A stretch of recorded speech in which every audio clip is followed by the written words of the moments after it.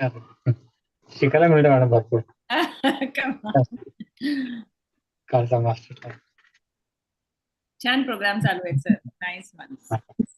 PG's We are live. Very good evening, everyone, and welcome to this, I would say, a slightly more special case presentation session in light of the International Retinoblastoma Awareness Week. And as you all know, we had a lovely program yesterday, the masterclass on retinoblastoma. And following suit, we have two case presentations on retinoblastoma, which is, of course, not something very commonly presented. So it takes a lot of courage by the residents and the fellows to come forward and present, and especially their mentors who can train them and put them live on YouTube. So many congratulations to both the residents who are going to present. We have Dr. Mohini Kukre, who's from Chhatrapati Sambhajinagar, from the Government Medical College there, who's going to be mentored by, she's already been mentored, sorry, by Dr. Shubha Zavar, professor at the same institute. She's also a member of the scientific committee of Maharashtra Ophthalmic Society. We have Dr. Sakshi Mishra, who's a fellow in orbit and oculoplasty at HV Desai Eye Hospital in Pune, and who's being rightfully mentored by Dr. Sonal Yadav, who's a consultant oculoplasty orbit at the same institute.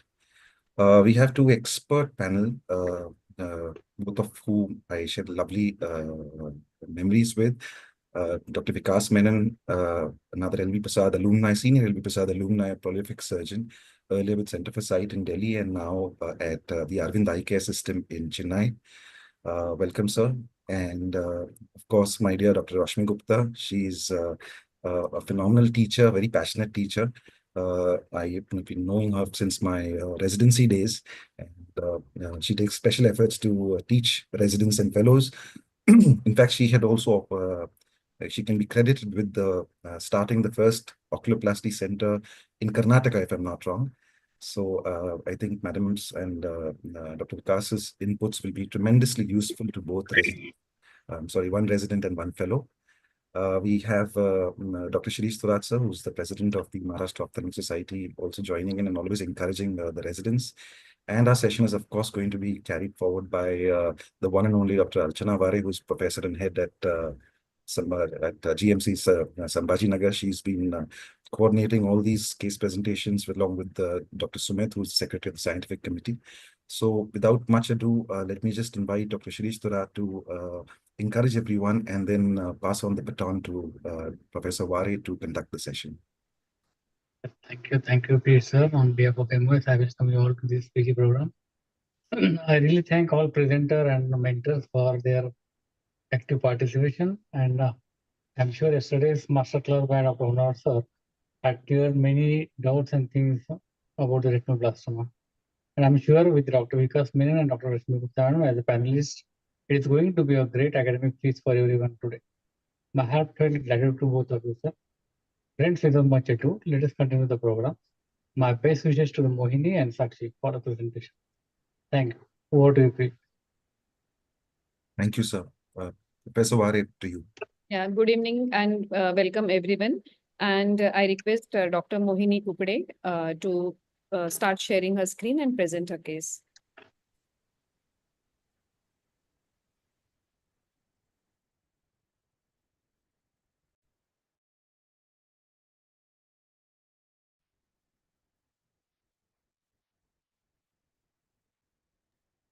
Good evening, respected teachers. Myself, Dr. Mohini Kukre. I am a third-year junior resident in Department of Ophthalmology, Government Medical College, Chhatrapati Sambhajinagar. At the outset, I would like to thank Maharashtra Ophthalmological Society to give the resident to present a case on this auspicious occasion of Retinoblastoma Awareness Week. And I would also like to thank my mentors, Dr. Shubha Zavar ma'am and Dr. Archana Vare ma'am, to provide me an opportunity to present a case on this platform. I would like to present my case now. History is narrated by patient's mother and the reliability is fair. A 2-year-old male child, resident of Usmanpura, Chhatrapati Sambhajinagar, was brought by his mother to our OPD with chief complaint of white reflex in central area of right eye since 5 days. Patient's mother and siblings noticed a white reflex in his right eye 5 days back, for which she brought him to our OPD. There was no history of ocular trauma, no history of milk intolerance, no history of maternal nutritional deficiency, no history of contact with any pet animal, and no history of fever, malaise, cough, and anorexia. On taking history, patient's mother received routine antenatal care and she had no history of any fever, rash, or any drug intake or radiation exposure while pregnancy. Patient was born of a full-term hospital normal vaginal delivery. Patient's mother had no history of prolonged labor, no history of birth trauma, no history of neonatal asphyxia. Birth weight of the patient was 2800 grams and the child cried immediately after birth. He was 6th in birth order, born of non-consanguineous marriage. There was no history of neonatal ICU stay, no history of supplemental oxygen therapy. Child was breastfed immediately after birth and was exclusively breastfed for 6 months, followed by breast milk and solids till 1.5 years of age.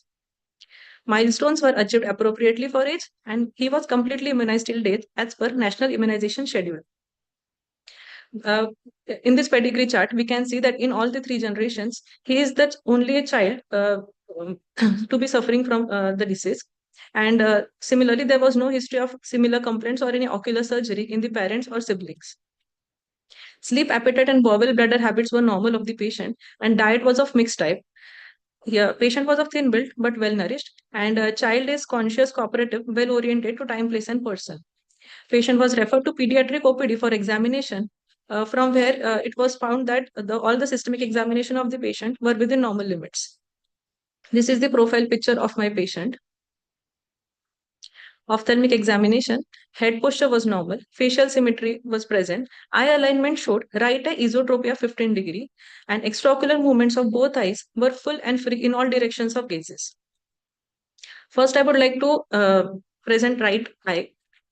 On taking vision, patient didn't follow light.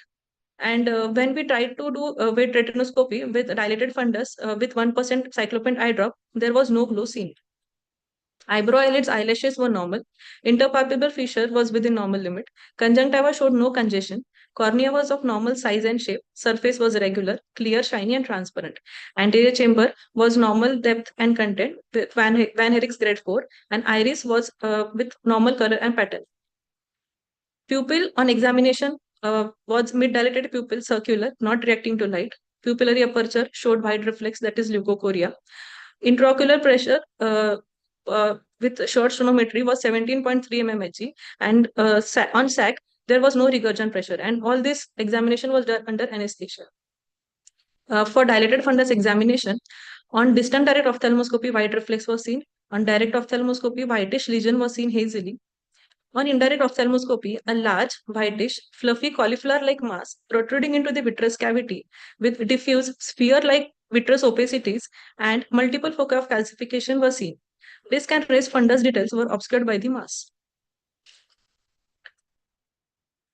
Now for left eye, patient was giving finger counting more than 5 meters. For pinhole, he was not cooperative. While doing wet retinoscopy, both the horizontal and vertical reflexes were neutralized with plus 2.50 spherical, which showed that the best corrected visual acuity for left eye was plus 0.25 diopter spherical. Anterior segment of left eye was within normal limits. Pupil was normal size, circular, reacting to light. The pupillary aperture was clear. Intraocular pressure was 17.3 mm of Hg with 5.5 gram weight. SAC showed no regurgent pressure. Dilated examination under anesthesia showed that in left eye there was red glow.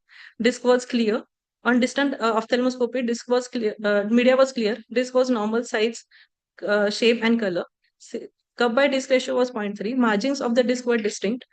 In blood vessels, AV ratio was 2/3 and foveal reflex was seen. Similar findings were found in indirect ophthalmoscopy. Further, we did investigations, and among ophthalmologic investigations, first we did ultrasound, both a posterior B scan of the patient, and then followed by MRI, brain plus orbit, and other systemic investigations were also done. Ultrasound B scan, the report was as following. In right eye, evidence of 15 by 8 mm sized lobulated heteroechoic lesion was noted in posterior segment. Retina not seen separately from the lesion. Multiple bright echoes corresponding to calcification foci seen, and features likely suggestive of neoplastic retinal etiology. Axial length was of right eye was 20 by 3 mm, and left eye showed no abnormality detected. Axial length 20 by 9 mm, 20.9 mm. On magnetic resonance imaging, we found got these two slides. The first slide is a T1 weighted image, which showed a diffuse hyperintense mass of size 12 by 18 by 14 mm protruding into the vitreous cavity with various multiple foci of calcification were seen. There was no extrabulbar and retrobulbar extension present, and optic nerve was within normal limits. Similarly, in the T2 weighted image, same lesion showed hypointense foci. And left eye in both the images was within normal limits, with optic nerve also within normal limits. So the provisional diagnosis was right eye retinoblastoma group E according to international grouping of intraocular retinoblastoma, left eye within normal limits. So further management, being a group E, we decided to do right eye enucleation under general anesthesia. This is the post-op day 1 picture of the patient. This is the gross specimen, sagittal section of the right eyeball, where we can see that the tumor had occupied more than 50% of the intraocular globe. Further, the following slide were obtained by us from the pathology department, where we can see multiple basophilic cells, round cells, which are arranged around the mass of neural fibers, suggestive of homoeroid rosettes, and few more basophilic structures, which are suggestive of calcification. The impression of histopathology report showed that in right eye there is a poorly differentiated retinoblastoma. Tumor size 24 mm in maximum diameter. Optic nerve 4 mm in length. Optic nerve cut margin is free of tumor.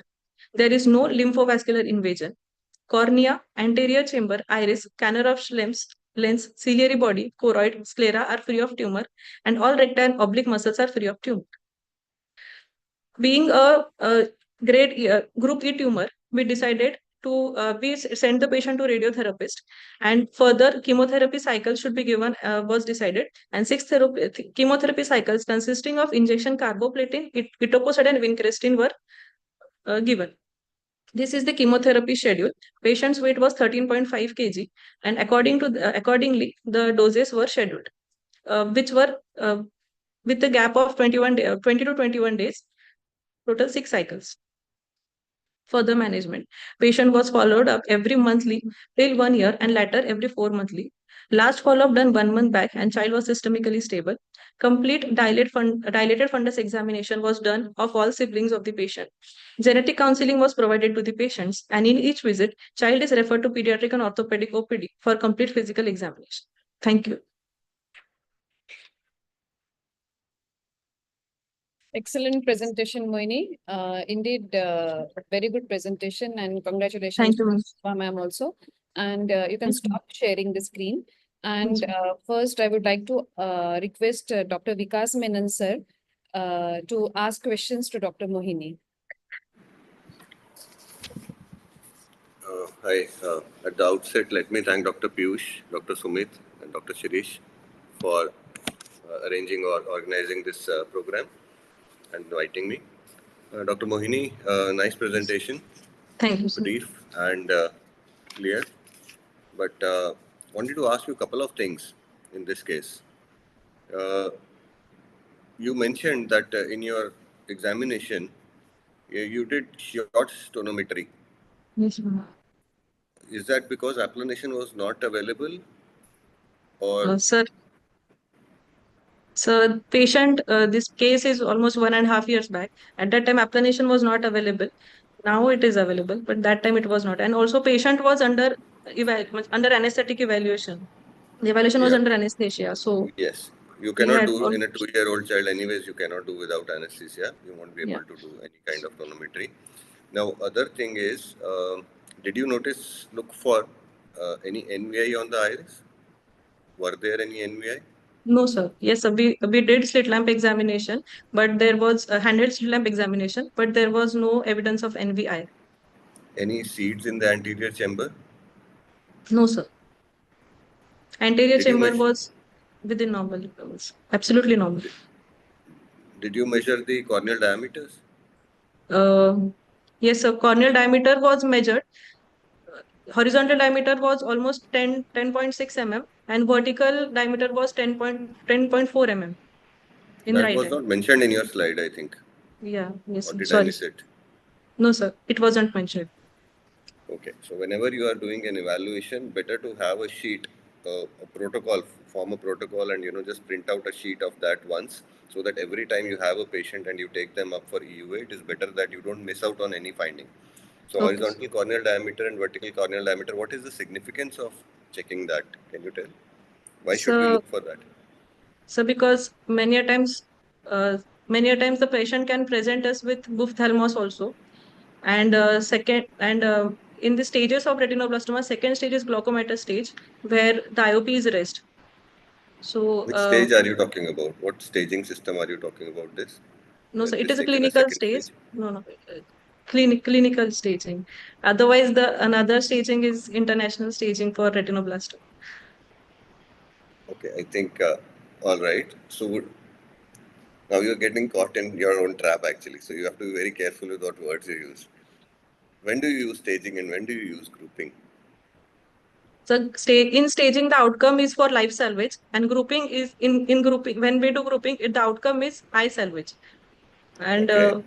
What grouping is stage are you talking about then? What are the stages? We can go on and on, but let me so stop here.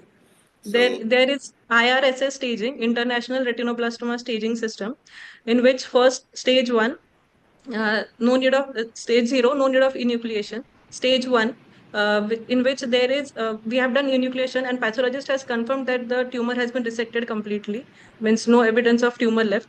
Then which stage is the 2, currently preferred staging system? Which is the currently preferred staging system, which helps us look for systemic prognosis? IRSS, International Retinoblastoma Staging System, in AJCC, have which you heard of AJCC? Okay, so you read about AJCC then. Okay, so that is the system which is usually followed for all cancers. Okay, and that gives you that's like TNM staging that you used to read in general surgery, general medicine. That tells you about the disease, whether it is localized, spread to lymph nodes, whether it is systemically progressed or okay. things like that. So you must read about that also and include that in your AJCC staging in your slide whenever you are talking about. Other thing is you talked about the surgery, and in your surgery slide, one thing which I wanted to look for and was that was an implant placed? No, sir. Why?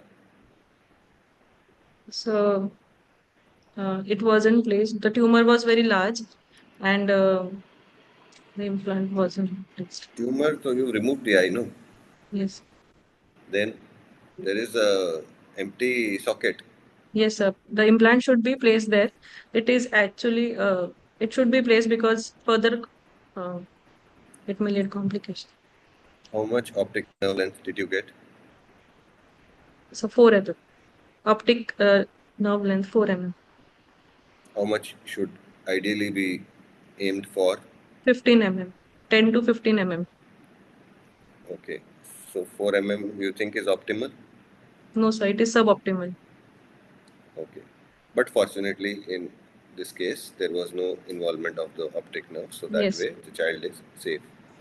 Yes. And why did you give chemo for this child? So it was a group E tumor patient, and we could see that the tumor was almost touching, means not touching, but it was almost touching the lens. And patient's father, means parents were also very apprehensive. They didn't want the patient to, they didn't want the further recurrence. When we explained the patient, they said that we can go for chemo, means we can do follow-ups right now, but later we don't want to risk life of patient. So started come, and it was also group E tumor. Okay, okay, okay. Let me ask Dr. Roshmi if she wants to ask anything. Dr. Roshmi. Hello, Mohini. Very nicely presented. Thank you. Just a few questions. When you're talking about, there's calcification or not in the scan and MRI, how do you know that there's a calcification? So How do you identify the calcification? These scans Ma'am, ma'am, on B scan, in low signal intensity, there are means very high amplitude waves suggestive of calcification on B scan, and spikes on high the spikes. Yes, high amplitude spikes for calcification on B scan. and on MRI.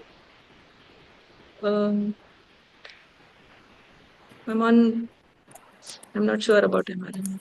So on an MRI, calcification or calcium containing, will be appearing as black, because MRI, the signals come from free photons. So if the calcium is bound down, then it doesn't cause any signal. So Okay. then that will be black. But why did you prefer an MRI rather than a CT scan? Ma'am, because CT scan can lead to CT scan radiation of CT scan can lead to secondary malignancies in the patient. So better to do MRI Okay. for the Among patient. retinoblastoma patients, which ones are the patients who are more prone to secondary malignancies? Ma'am, the patients who are having heritable type of retinoblastoma. And why is that so? Ma'am, because already means they are born with one gene already abnormal. One gene is abnormal already in them, and second gene two hit hypothesis. According to two-hit hypothesis, there are only two genes should be hit for retinoblastoma to occur. And in them, so another met chances are also there. Therefore, secondary malignancies are more prone. So this patient, just on the clinical basis, what genetic counseling did you do to their parents? What did you say was the potential? Yes, ma'am. Ma'am, it being as we can see that there was in the 3 generations, the child was the only sufferer. So mostly it is it is a non-heritable tumor. So we explained the parents that if the tumor is non-heritable, then the risk of siblings being affected is 1%, and is 1%, and already the patient is 6th in birth order. If they again give birth to, there is 1% chance that the child can get retinoblastoma. So better not to conceive. So Dr. Vikas was asking you about your indication for giving the chemotherapy. Yes, ma'am. So in pathology, there are certain features that were mentioned. How does that correlate with the chemotherapy? Yeah, I agree, ma'am. According to histopathology, the risk factors are not matching. Means we need few major risk factors for starting chemotherapy. Those were not present in our case, but as I told, parents were also apprehensive and group E tumor. So what would be the risk factors? Few risk factors for histological are: first is involvement of anterior segment involvement. Second is ciliary body invasion. Third is major choroidal invasion involving choroidal thickness more than 3 mm and in diameter and more than 3 mm base. Then post-laminar optic nerve invasion, and any length of optic nerve invasion with minor choroidal invasion.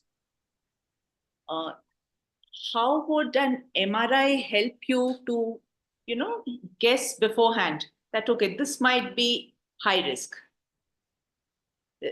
This might be a very bad case. Ma'am, optic nerve involvement. You would look for in an MRI, which Optic warn you. Optic nerve involvement. What happens there?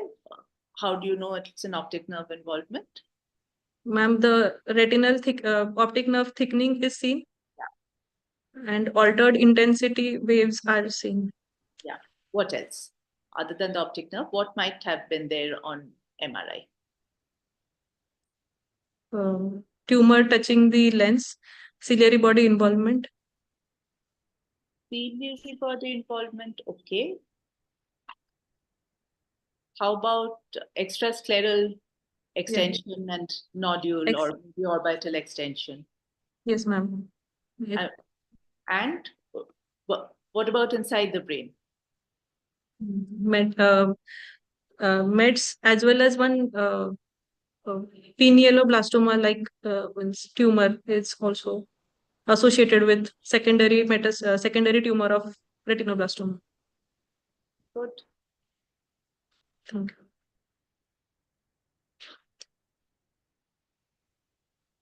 Anybody else would like to ask her something?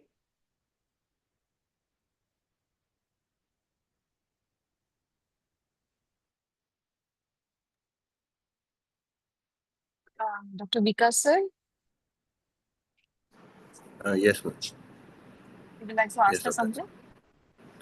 No, I think we'll summarize in the end once. I think the questions have been covered. Dr. Mohini did a good job. And I understand that it's not a very common case that one sees in the OPD. And being a third-year resident, she presented very confidently and really labeled all the important points. And some of those which were missing, that was what we were trying to point out. And I hope you learn something from this and take it in a positive stride. And Yes.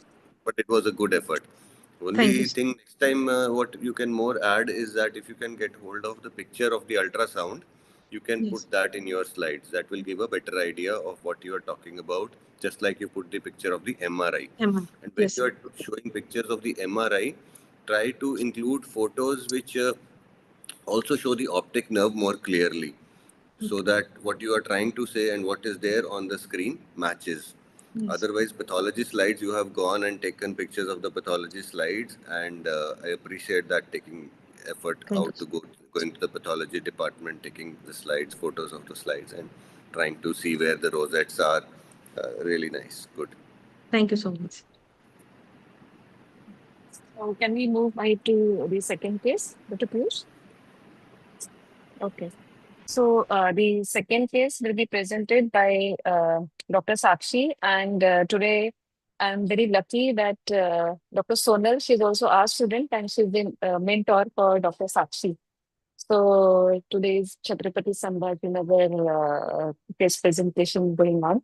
So I'm very happy about it, and I request Dr. Sakshi to present her case. Ma'am, are the slides visible? Yes, they are visible and you're audible also. Good evening, everyone. Good evening, respected teachers and colleagues. I'm Dr. Sakshi Mishra, fellow in the Department of Ophthalmoplastic Surgery, Orbit and Ocular Oncology at HB Desai Eye Hospital. At the outset, I would like to thank Maharashtra Ophthalmological Society and my mentor, Dr. Sonal Yadav, ma'am, for this opportunity. So this was a case where 8 months this child was an 8 months male presented to our OPD, where parents had noticed a white reflex in the left eye along with occasional squinting of the left eye since past 15 days. The child had consulted a local ophthalmologist and was referred to us for further evaluation and management. Just a moment, I'm having a problem changing the slides.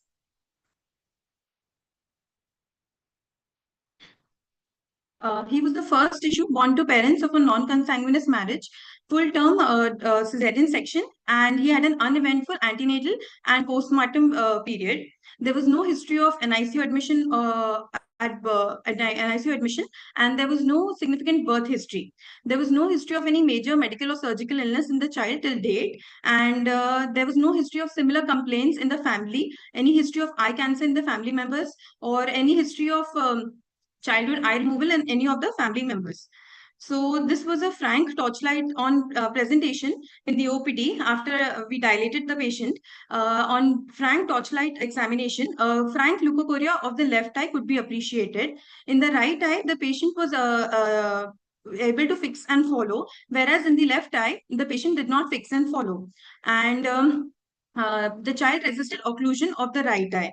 Following this presentation in the OPD, we immediately planned for a both eyes ultrasound for the patient, which revealed that there was an intraocular mass lesion in both the eyes with hyperreflective echoes and orbital shadowing suggestive of calcification. There were these hyperreflective echoes which were seen.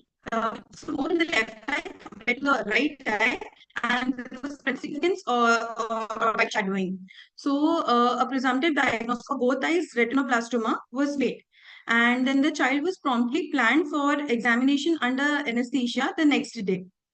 On examination of under anesthesia, the anterior segment was within normal limit with the cornea and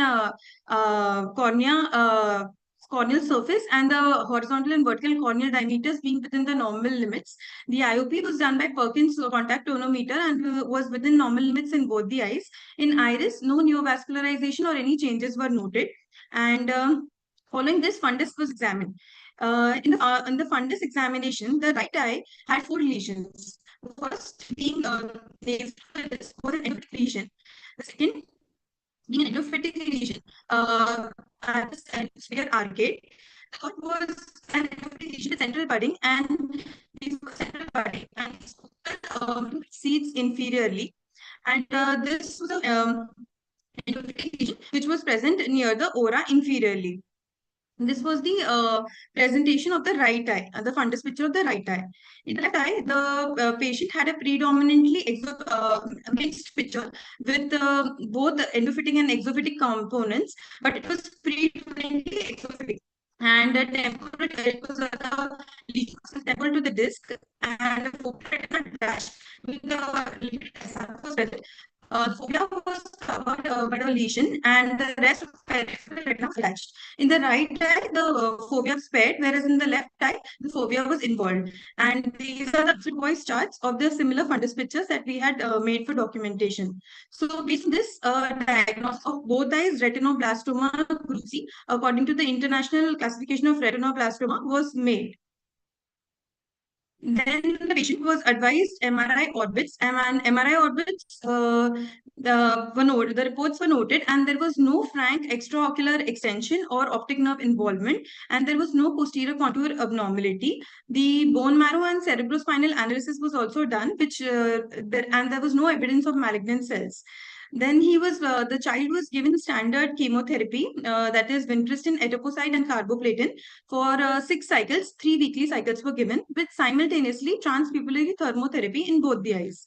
After completion of the systemic chemotherapy, the child was given intravitreal topotecan, 2 doses in the right eye at 3 weekly intervals for the residual vitreous seeds. So this was the to compare. This was the picture at presentation. When we see two endophytic lesions, this was the right eye, and following complete 6 cycles of chemotherapy, we see that the lesions have regressed with a flat scar. These two have regressed with a flat scar. The inferior lesion has resolved with a calcium residue, and this and the lesion has also here yielded the regressed scar. This was the picture of the right eye, and in the left eye after completion of the chemotherapy and the treatment, transpupillary therapy, the lesions had regressed in a mixed picture, which had both the flat scar, sorry to interrupt. Sakshi, your voice is breaking a little bit. Can you turn off your mic and turn it on again? And yes, just, yeah? Yes, ma'am.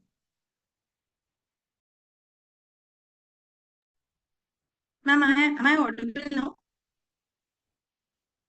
You are audible, but the voice is not very clear. Sakshi, are you aware? Do you have earphones on, or are you using the microphone of the computer? Just a second.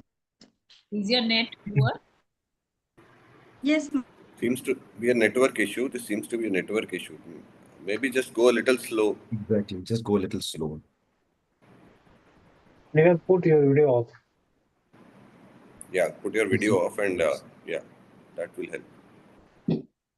You can let your screen sharing be on, while you can just stop Yes. the video so we can hear you and we can see your slides. Yeah, fine. Now go a little slower. Yes, sir. So this was the presenting picture of the left eye. And after completion, sir, is it better now? Yeah, better. Okay, maybe go back to the previous slide because the description of that was not very well understood. The right eye, how it changed, how it evolved.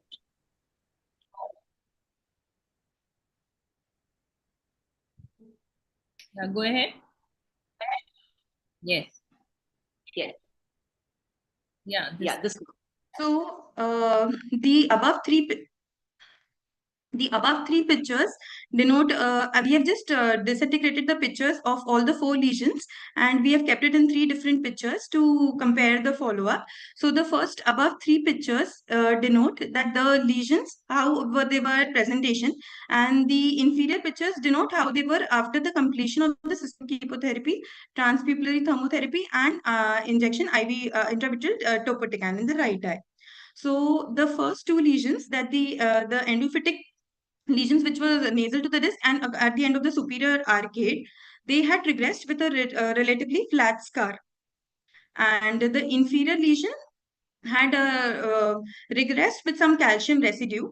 And the fourth lesion, which had a central bud with focal vitreous seed, had also regressed with a flat scar. Then the left eye had a mixed presentation that was exophytic as well as endophytic. So after completion of chemotherapy and the transpupillary thermotherapy to the left eye, this eye regressed in a mixed pattern with flat scar as well as residual calcium deposits.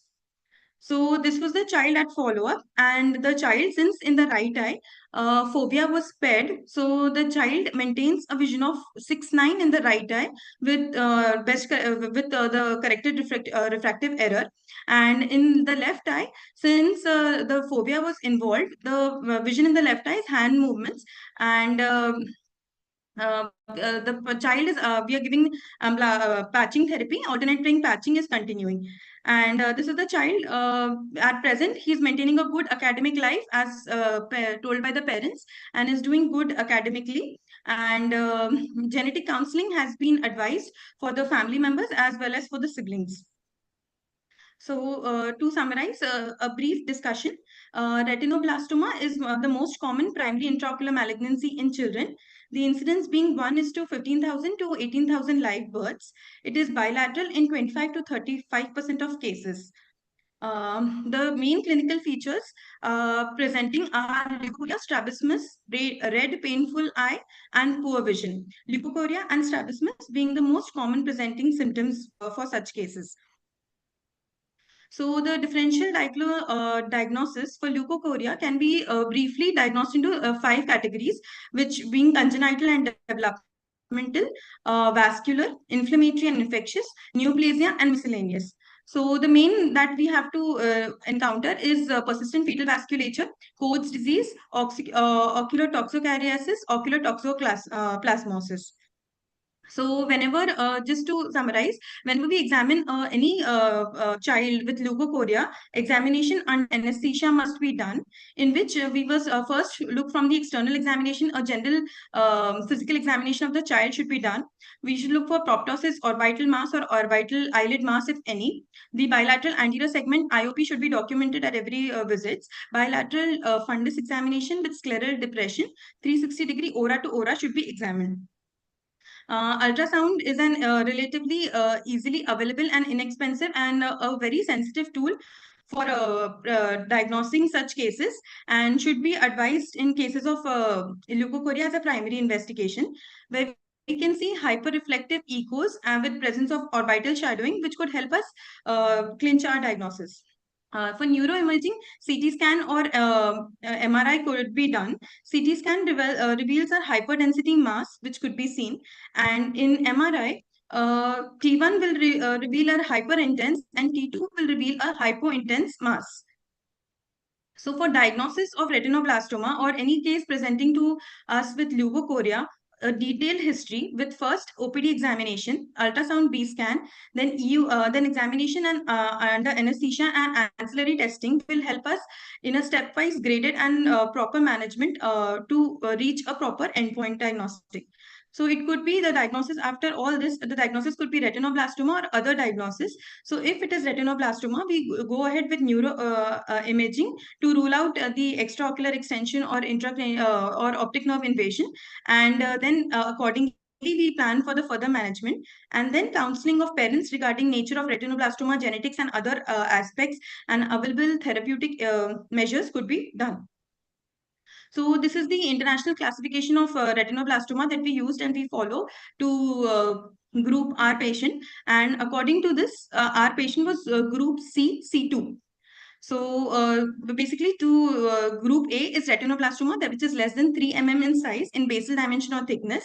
Group B are usually larger tumors, retinoblastoma greater than 3 mm in basal dimensions or thickness, macular location, juxtapapillary location or clear subretinal fluid which is less than 3 mm from the margin. Group C, which was our case, had focal seeds, and C1, it has 3 subclasses, C1, C2 and C3.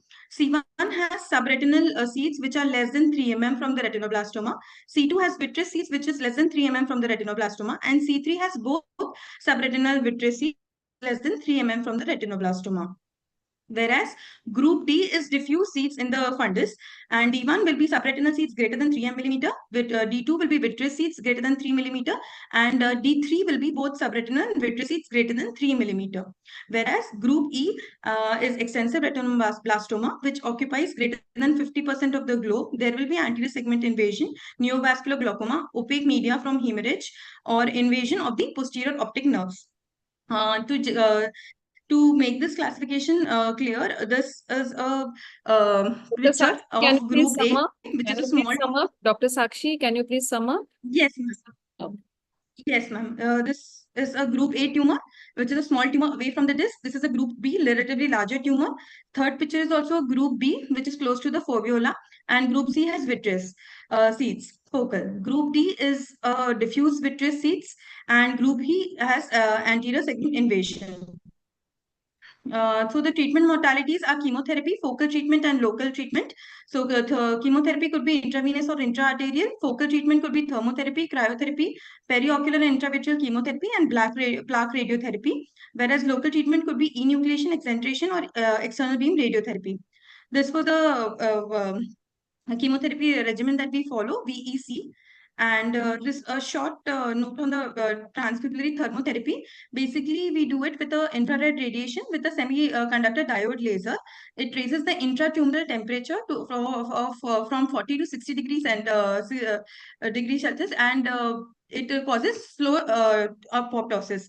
And the scar is same as the size of the tumor and not beyond it.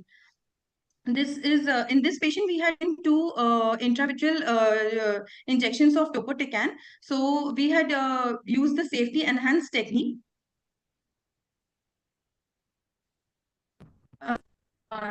This is a which we have a 2.5 in the levels in the desired heritage. The desired heritage is one in which there is no which is present. Sakshi, you're not audible again. You can maybe pause the video and just explain a little bit, and then you can summarize. Yeah. No, you can summarize with the next slide. You're not audible completely with the video. Okay. So this was a case of both eyes retinoblastoma, and since the patient had presented to us early, both eyes could be salvaged well, and timely intervention could help us save the eyes of the patient as well as give good visual acuity to the child. So it was always a multimodal approach. So the help of the pediatrician, the pediatric oncologist, and the anesthetist team, we could do timely intervention in this child and give desired results to the child. So, to summarize, retinoblastoma is curable. 95% of the lives can be saved. Greater than 85% of children can retain their eyes, and greater than 70% can have functional visual acuity. So I would like to thank you, Thank you, ma'am. Thank you, Maharashtra Ophthalmological Society, for this opportunity. Thank you, Sakshi, and it was a wonderful presentation, and all your pictures were very nice. And I congratulate Dr. Sonal for mentoring her. And because many MS students are also watching this program, I must tell them that she is a fellow, and that's why she has skipped the histories. But when you present a case in your exams, you have 50 marks for your case presentation, and you have to follow the particular protocol for case presentation, like starting from the demographics and then history of present illness, negative history, and all the other histories, and then you have to go to your systemic examination and then local examination. Since she is a fellow, she has skipped all that. But for MS students, it is compulsory because you have 50 marks for your case presentation. And Yes. I would like to request Dr. Vikas sir to ask questions to Dr. Sakshi. Very nice presentation, Dr. Sakshi. Well done, Dr. Sakshi and Dr. Sonal, in keeping the documentation very accurate and using all the modalities to photograph and have imaging, the fundus imaging also taken properly. In cases where you don't have a fundus camera, you can actually use your diagrams. You can use properly drawn diagrams. That's what were shown in the corner of the slides with the picture, so that at a lot many places that is not available, RedCam or any other imaging device. So you can always use your handmade diagrams for documentation. That will help you to follow up these patients, because they require periodic follow-up, and from time to time you will need to go back to your records and see which tumor was present earlier and which one is new, how is the regression pattern. All those things will help you very much. So on each visit, a diagram, properly made diagram, is mandatory. So I would just like to ask Dr. Sakshi some basic things. Dr. Sakshi, do you think this was a heritable or a non-heritable case that you presented? So this was a non-heritable case. We had taken family history, and there was no evidence of anyone in the family being affected. But since it was a bilateral case, we have advised the parents as well as the family to undergo genetic testing, sir. Any genetic testing was done? No. Sir, no, not yet. How would you counsel these parents genetically?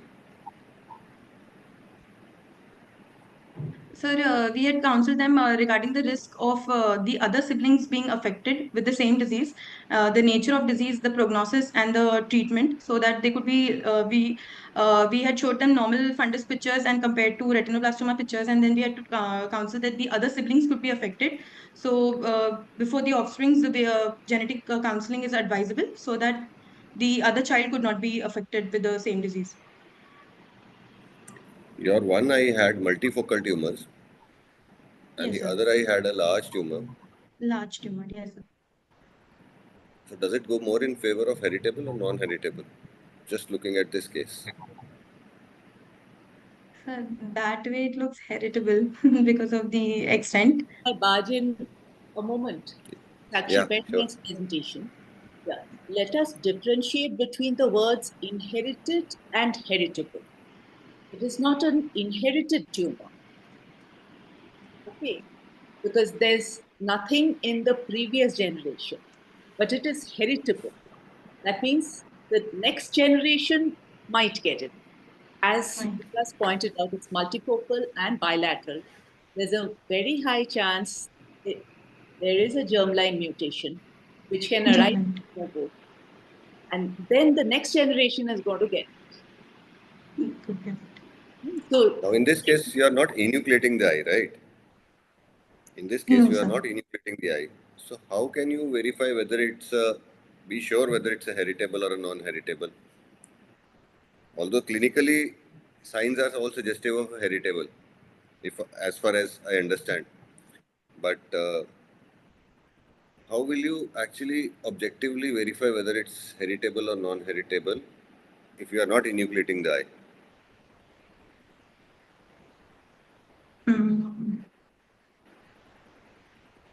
Sir, I'll have to. Since you are a fellow, I'm asking you a little more Yes, deeper sir. questions. Yes. So we had asked for the genetic testing, but since it was not done, we were following up the case every 3 weekly. And since the patient was showing signs of regression and the lesions were healing, that is why we went ahead with these modalities, and we do not think of enucleation in this patient. My question is different. My question is, when you are not enucleating the eye, how can you look at the genetics of this patient? I'll have to read From where? about it. From where can you get the sample for genetic testing?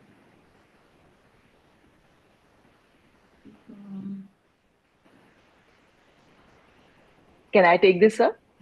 Please. Yeah, so a very, very good evening, and a very good question. Definitely, though it is not hereditary, definitely can be heritable. One way is the traditional genetic testing we can do with the blood of the patient as well as the parent. That will tell us regarding the RB proband and what is the status of it, and the probability of the offspring getting it. Going into a little newer modality, what has been explored more is the aqueous humor biopsy to get genetic material for these tumors without biopsying the actual tumor in the eyes that in the eyes that we are able to salvage. So once that technology kind of hits the commercial labs, we will definitely be able to make use and find out the probability of the siblings as well as the next generation getting these tumors. Correct. So full marks to Sonal. So, so if you are not getting the eyeball out, you can always take the blood sample of the patient, and in heritable cases, you will have the mutation in all cells of the body. So it is present in all the cells of the body, and if you take blood analysis, you can get the mutation picked up from there also. Okay, that will tell you whether it is heritable or non-heritable. Definitely. That is one way, right? So otherwise, another question was: did you mention in your slides the horizontal diameter, corneal diameter findings and IOP? Did you mention? Yes, sir. Yes, sir. Yes, sir. Okay. So always stick to the basics. Never miss on any of the basics. If you have put it there, good. And siblings, you mentioned there were no siblings. Am I No, correct? sir. Not yet. Yes, sir. Yeah. And what was the laser that you used for TTT? So semiconductor diode laser, the 810 nanometers wavelength, and 1300 microns was the spot size that we used. What is the mechanism of action of this laser? So basically, this laser raises the intratumoral temperature to 45 to 60 degrees centigrades, and then it causes slow tumor apoptosis. So the tumor regresses in size, and the scar is of the original tumor size only, and it does not extend beyond it. What is the other kind of laser that you can use if you don't have access to this? What is the color of this laser? Red, sir. Okay. What is the other laser that is commonly used? And if you don't have access to this, people used to use that in earlier days more often, but now the use of that other laser is discontinued. What is that? And how did that act? What's the difference between this current laser and the previously preferred or a previously available laser? So earlier, What is that? photocoagulation was preferred. How Photocoagulation did was that? preferred. With what laser? So that was that caused a more wider scar, and What was the that's why it mechanism of was. action? What type of laser is that? Photocoagulation is the mechanism. What is that laser? Um, Which one you use for diabetic retinopathy? uh, Okay, sorry. relax. The green laser. Green laser. Rona, Green let us laser. don't come between the judge and the examiner and the student. She'll make up. Green laser. Sorry, sir. And how was that used for these tumors? So that was used, it was administered around the tumor site, and it caused photocoagulation. So, sir, the healing of the scar and was more involving. We could not preserve retina as much as we can preserve in transpupillary thermotherapy. So that was discontinued, and we What is the moved mechanism ahead of to. action? How is the difference? What is the difference in the mechanism of action in both the lasers?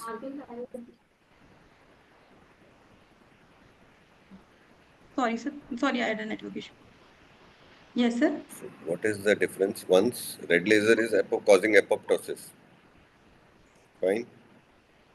Yes, sir. Hello. Can you And hear? that Okay. causes photocoagulation, sir. If you are encircling Photocoagulation of what? What does it photocoagulate? You're putting it around the tumor. then what is it photocoagulating? So, You're not hitting the tumor so with it. the tumor cells will be around. So the blood vessels, sir. So the surrounding retina and the blood vessels will be affected. What will happen then? So, sir, there will be chances of the occlusions since the blood supply will be affected, and sorry. And in transpupillary thermotherapy, the blood supply is maintained. So in photocoagulation, since the blood supply was compromised, so it could lead to vascular occlusions, which could eventually lead to retinal necrosis, and which was avoided when transpupillary thermotherapy came into picture. Now, in a case like yours, you've done MRI. Okay? Yes, sir. You did MRI? Yes, sir. For this patient, we did MRI. And what should you look for in brain in such a case? So we wanted to look for any, since it was a bilateral case, we wanted to look for the pinealoblastoma, whether it could be a trilateral retinoblastoma. So we had ordered a MRI brain and orbits to rule out pinealoblastoma. How common is that? Sir, I'll look about the incidence of. Okay. And you talked about intravitreal injections also. Yes, sir. Right. So, what other drugs are you aware of apart from topotecan which have been used in intravitreal injections? Sir, apart from apart from topotecan, intravitreally melphalan can also be used in 3 weekly. But in this case, we preferred topotecan over melphalan because the melphalan causes more iridocyclitis. So it was avoided in this patient and topotecan was administered. Any other side effect of melphalan? Yes, sir. Any other side effect of intravitreal melphalan apart from Sir, iridocyclitis? acute retinal toxicity also it can cause. What kind of toxicity? Be more specific. Yes, sir. Can you be more specific with what kind of toxicity is caused? Sir, Retinal toxicity. there will be pigmentary changes, sir, and pigmentary retinopathy can occur with use of melphalan. Yeah, so that's why it is not very preferred in our population. We have pigmented choroids, and so there's high chance of Pigmented pigmented choroid. retinopathy So, in our patients. And yes.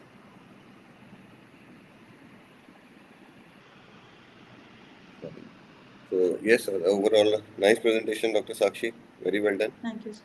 Dr. Thank you, Roshni, sir. your turn. I would like to request Dr. Rojni ma'am to ask questions to Dr. Sakshi. Yes, that she very nicely presented. Sure. And congratulations, Sonal. It's such a well-documented case with, as good results as one can expect, possibly. Sakshi, there's one way of presenting, particularly, when you are becoming a fellow and then ultimately going on to teaching. Yes. So it is to explain your rationale at every step, that I'm doing this because, and this is the background. So that is how you seamlessly blend in the discussion into the presentation. Instead of keeping the discussion separately, when you are presenting the facts, then itself say, I find this, therefore it is this stage, therefore this is my plan of management. That is how Yes. you. Okay. Now for, like we talk about, not very many people deal with retinoblastoma. So let us talk a little about why did you put the intravitreal? Why was the intravitreal needed? Ma'am, because after completion of the systemic chemotherapy, there was still focal vitreous seeds which we could appreciate on the fundus. So to treat the focal vitreous seeds, we had planned for intravitreal topotecan injections. Why do you think the focal vitreous seeds were left behind? You gave a full 6 cycles of chemotherapy. Why were the vitreous seeds still there?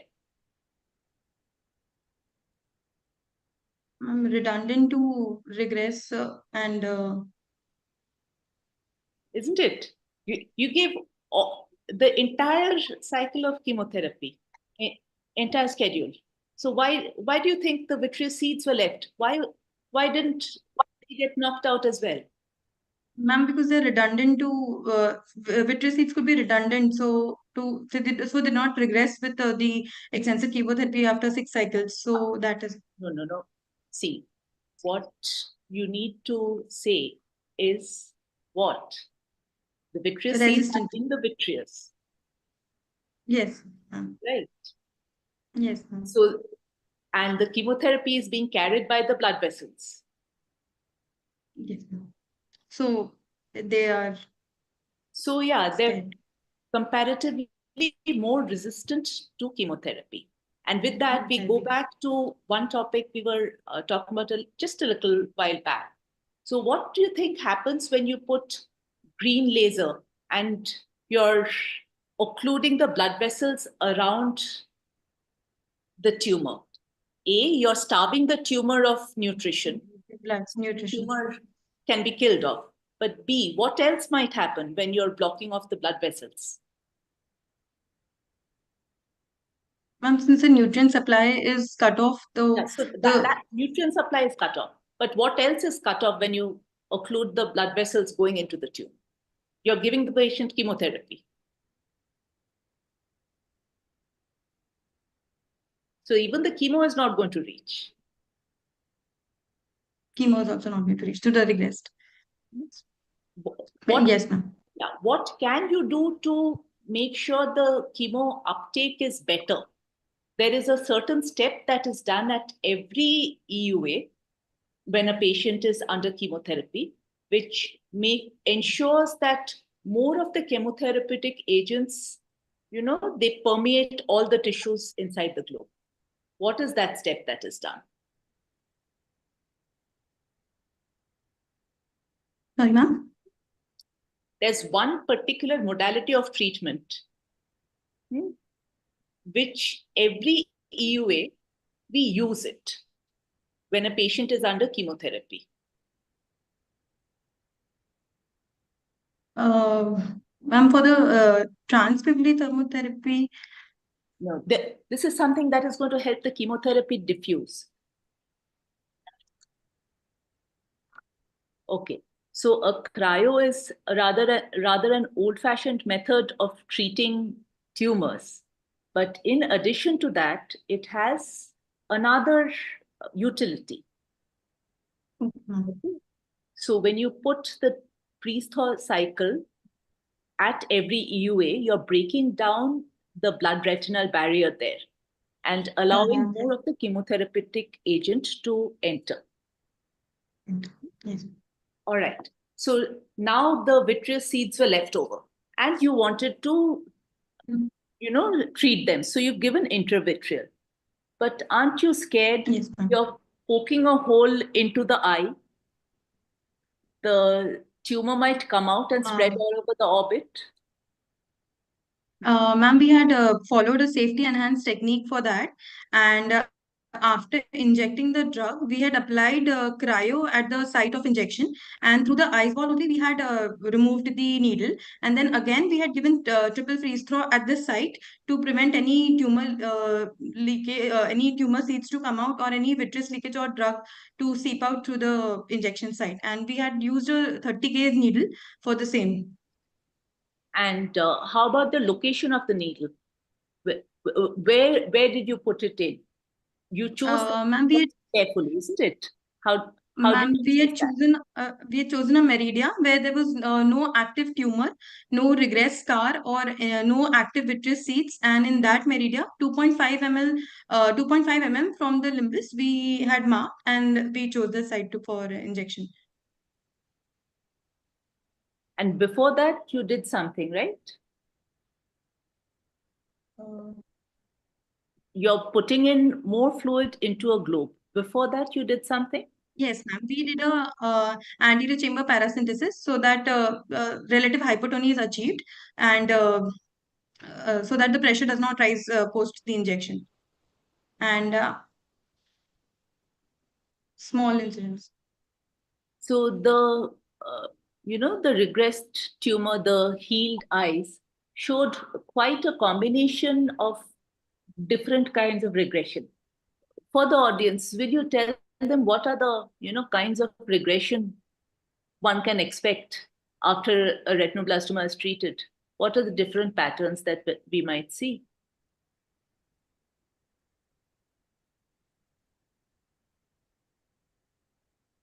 There are different patterns of regression, right?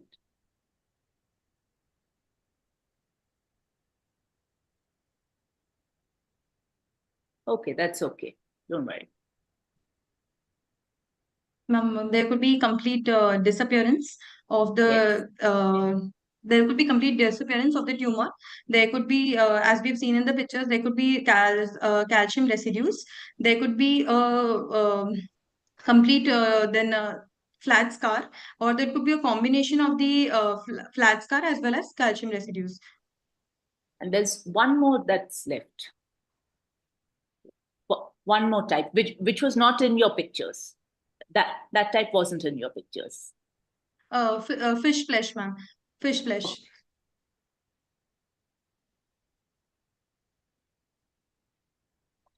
So supposing nowadays things are getting very advanced. Supposing it wasn't both eyes, it was only the left eye. What would have been your preferred mode of treatment? Ma'am, for the left eye, after the preliminary examinations, we would have gone ahead with the same modality of treatment after systemic chemotherapy, and with simultaneous transpupillary thermotherapy, and looked for regression of the tumor, as if how it is. It's one eye. Okay. Yes, ma'am. And of course, chemotherapy has a lot of systemic effects. Side effects. What could you do to circumvent that? How could you avoid that? I know in our country cost is a concern, but supposing cost is not a concern, how would you avoid the systemic side effects of chemotherapy? Maybe we could go ahead with intra-arterial chemo with the help of an interventional radiologist. So who would help us and guide us to inject the drug intra-arterially, so that focused and targeted therapy could be achieved. Very good. And why would you not prefer it when it's bilateral? When it's bilateral, we don't really prefer it? And we can, but cost is one of the major factors for... Okay, forget cost. We are not talking about cost.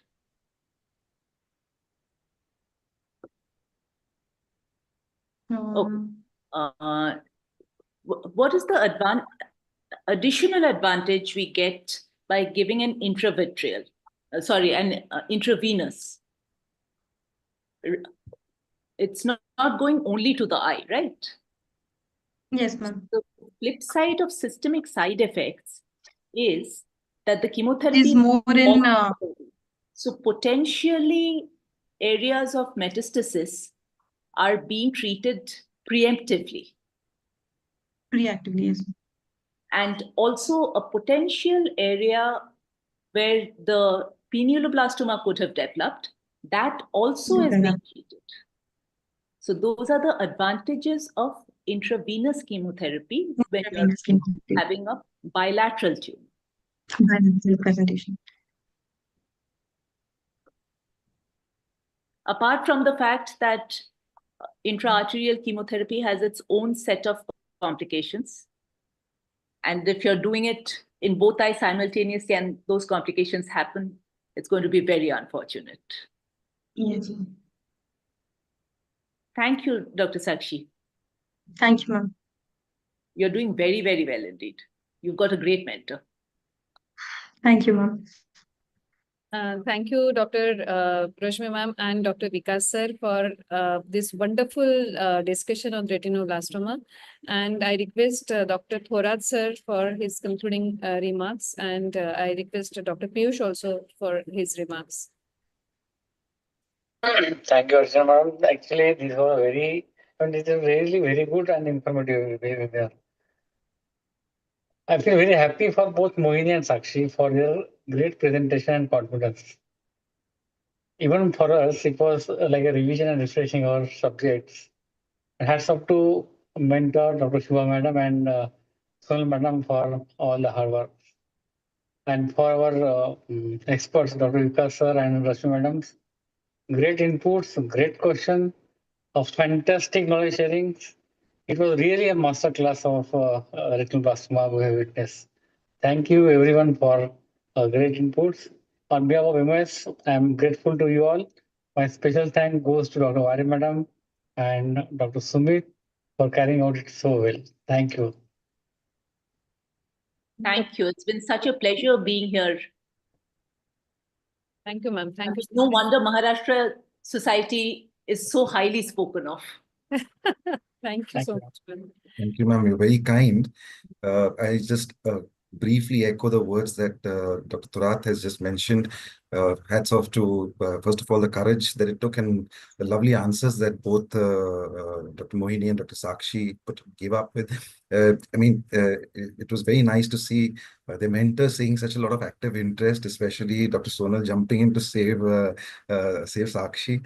And the lovely questions that came in from both the Vikas Garu and Roshmi Garu. So we just covered so many questions that would perhaps be very useful to not just both of them, but to a lot of other residents and budding oculoplastic surgeons who are either tuned in or will tune in later. So big thanks to everyone. I'd like to invite Dr. Sumit to give the vote of thanks to our expert panel.